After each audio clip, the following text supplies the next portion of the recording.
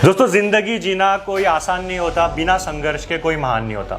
जब तक ना पड़े हथौड़ी की चोट तब तक पत्थर भी भगवान नहीं होता। इसी मोटिवेशनल कोट को अपने जीवन में उतारकर अभी भाई ने अपना ये जो बिजनेस है बहुत कम उम्र में शुरू किया और आज वो डंके की चोट पर सबसे कह सकते हैं कि वो आज एक सफल इंसान है।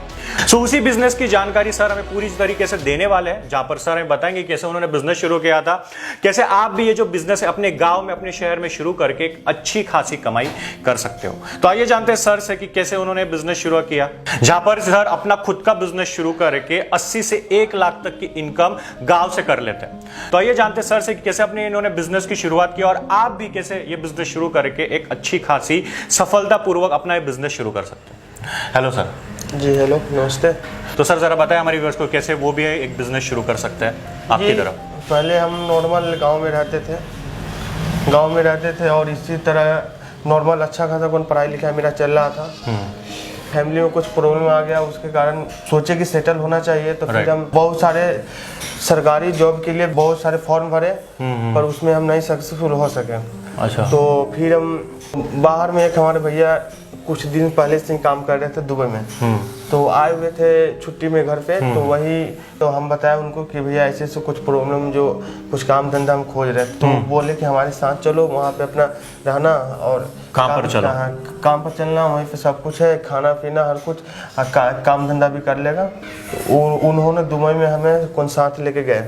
अच्छा। उसके बाद वहाँ पे गए तो फिर काम धंधा करे। तो वहाँ पे हम देखे क्या, जैसे प्रोडक्ट था वहाँ पे अच्छा खासा उसका ये सेलिंग था, अच्छा खासा इनकम था। अच्छा। फिर मैंने सोचा कि वहाँ का प्रोडक्ट अगर हम लोग गांव में लाए और अच्छा ढंग से चलाए तो अच्छा खासा हम लोग को उसे इनकम कर सकते हैं। बिजनेस चालू करने के लिए मैंने ये खोजा कि मशीन, रॉ मटेरियल ये सब कहाँ से आएगा। उसके बाद में हमने पैसा कुछ जमा किया, उसके बाद फिर ये बिजनेस चालू किया है मैंने। बिजनेस शुरू करने के लिए पहले हम लोग रॉ मटेरियल बनाएंगे। रॉ मटेरियल बनाने के लिए प्रोसेसिंग बता देते हैं आपको। डालो। ये क्या है? ये मक्का हो गया, ग्रिड आता है, 2 नंबर ग्रिड है ये। ओके। 4 बाल्टी डालो ये। 100% में ये 75% मक्का डालना है। अच्छा। और उसके बाद जो है आपको चावल डालना है। 10 से 25% तक चावल डालना है।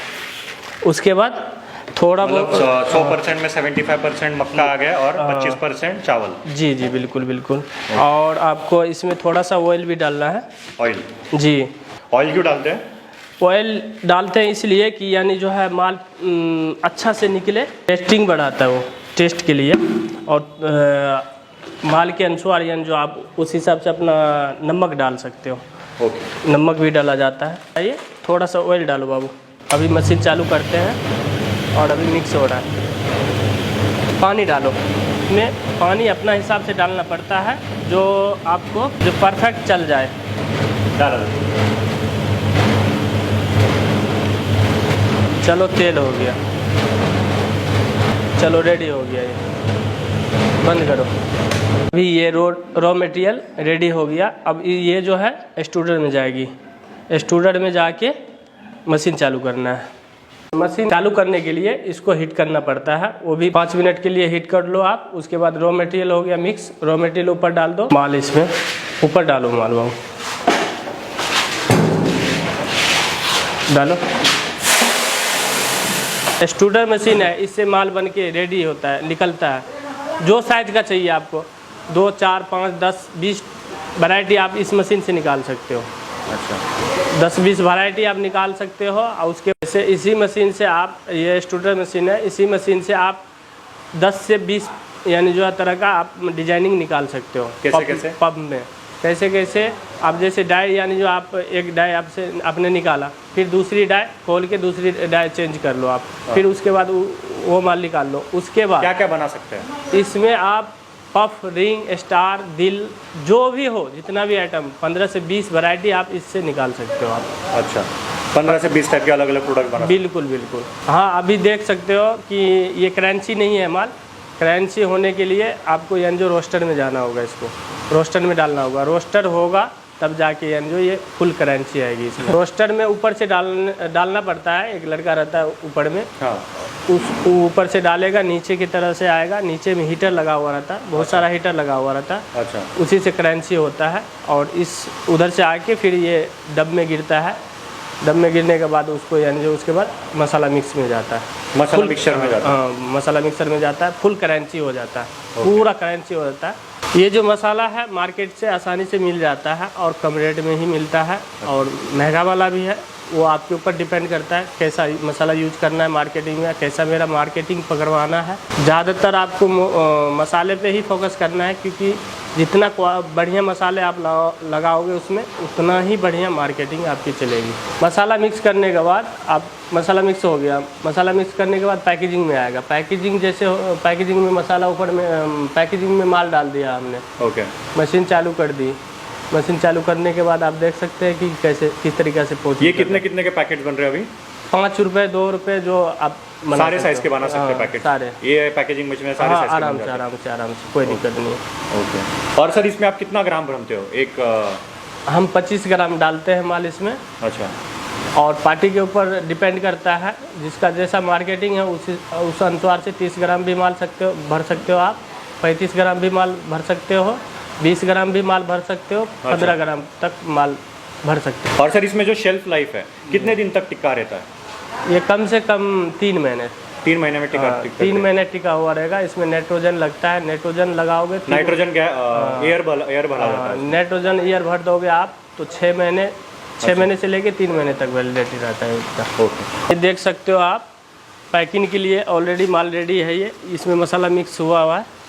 ये हो गया आपको चान हो गया, ये हो गया आपको कटोरी हो गया, ऑलरेडी रखा हुआ है। ये ऑलरेडी पैकेजिंग करने के लिए नहीं है, ये मसाला मिक्स बाकी है, इसमें मसाला मिक्स होगा।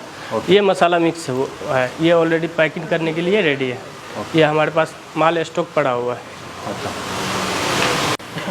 ये देख सकते हो आप, ये पैकिंग करने के लिए रोल आते हैं ये लोग, ये मार्केटिंग में अवेलेबल है, जहाँ से भी आपको संपर्क हो सकता है, संपर्क आप करके मंगा सकते हैं। जैसे हो गया ये मोदी खजाना, नीचे में हो गया कटोरी, कुछ टाइप का ऐसा है। तो सर बिजनेस शुरू करने के लिए कौन सा लाइसेंस लगता है? FSI से लाइसेंस लगता है, उसमें और कुछ नहीं करना है आपको, और एक हो सके तो आप GST ले लो आप, ओके, बस और कुछ नहीं। तो सर सबसे मेन बात आती है सेलिंग की।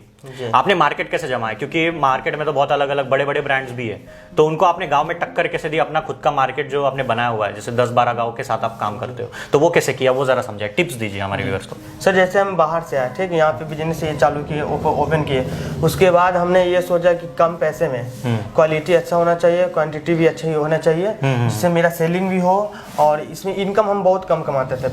अच्छा। शुरू में जब मैंने ओपन किए तो इसमें बहुत इनकम हमारे बहुत कम थे। हाँ। फिर भी ठीक थी उस समय का।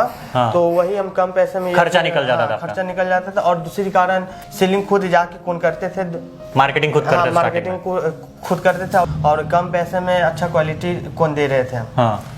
फिर मैंने धीरे धीरे मार्केट बढ़ाया, आजू बाजू के गांव में गए, अपने प्रोडक्ट के बारे में बताया, और फिर धीरे धीरे आगे की ओर कौन बढ़े। इस तरह से मैंने अपने कंपनी का ये जो सेल था, ये सेल बढ़ाया। तो सर अभी प्रोडक्शन कितना निकल जाता है? कितना पैकेट आप दिन का बना लेते हो? अगर सही ढंग से लाइट रहे और मशीन सही ढंग से चले तो नॉर्मल एक दिन में 8 से 10 हज़ार पैकेट को निकाल लेते हैं। तो सर कमाई कितनी हो जाती है? तो भी कमाई तो कोई बताता नहीं है, तभी हम लोग एक मंथ का टारगेट लेके चलते हैं कि 80 से 1 लाख रुपया का हो जाए।